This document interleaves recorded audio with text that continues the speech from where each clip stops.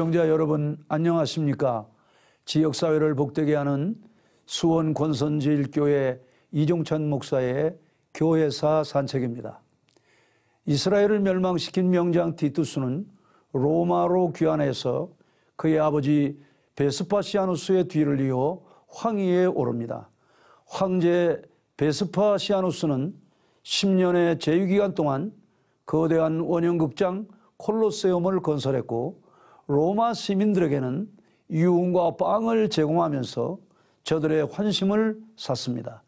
그가 79년에 죽자 그의 아들 티투스는 부친 베스파시아누스의 뒤를 이어 권좌에 올랐습니다. 티투스는 1세기 황제 중 가장 정상적인 인물이었지만 그는 2년이란 짧은 기간을 황제의 위에 있었고 그의 짧은 통치 기간은 재난으로 가득한 시기였습니다. 그가 즉위하고 한 달 만인 79년 8월 24일 이탈리아 남부 베스비우스 화산이 폭발해서 도시 폼페이가 화산에 뒤덮였고 헤르클라네움이 단숨에 사라집니다. 이런 와중에 티투스는 의문스러운 독살로 유명을 달리합니다. 이런 그의 죽음에 대해서 티투스가 거룩한 도시 예루살렘을 멸망시키고 성전을 파괴해서 그 죄로 천벌을 받았다고 생각한 것이 당시 유대인과 기독교인들이 티투스의 죽음에 대한 정서였습니다. 그의 뒤를 이은 왕이 도미티아누스였습니다. 그는 10세 때 어머니와 누이를 잃고 아버지 베스파시아누스와 형 티투스는 늘 전쟁에 있었기에 가족들의 사랑을 받지 못하고 자란 치명적 약점을 가진 그러한 인물이었습니다. 그는 황제의 모독죄를 만들어 수많은 사람들을 처형하였고 자신을 신으로 선포하면서 자신을 세상의 주 도미누스로 부를 것을 명령합니다. 그의 이런 행태는 기독교 박해로 이어져 로마 전역에서 수많은 기독자들이 투옥되거나 순교를 당하고 있었습니다.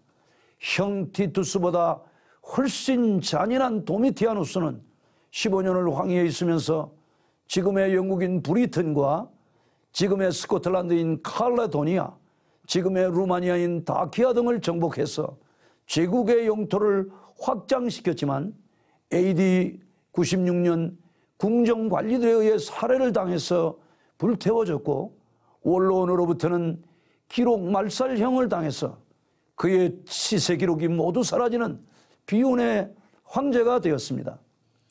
이렇게 예루살렘을 멸망시킨 플라비우스 왕조의 베스파시아누스 가문은 역사의 한 세대를 넘기지 못한 채 사라졌습니다.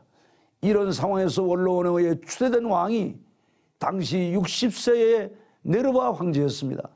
바로 이 황제로부터 5명의 유능한 황제들이 통치한 시기를 역사는 오현제 시대라고 부릅니다.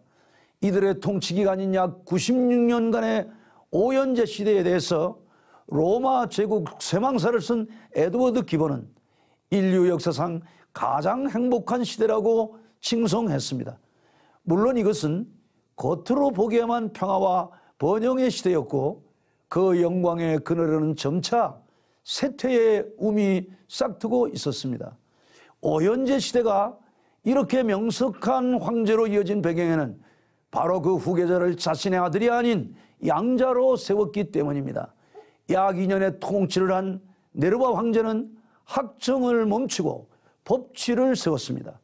오현제들은 네르바, 트라야누스, 하드리아누스, 안토니우스 피우스와 오현제 시대의 마지막 황제인 마르크스 아우렐리우스였습니다.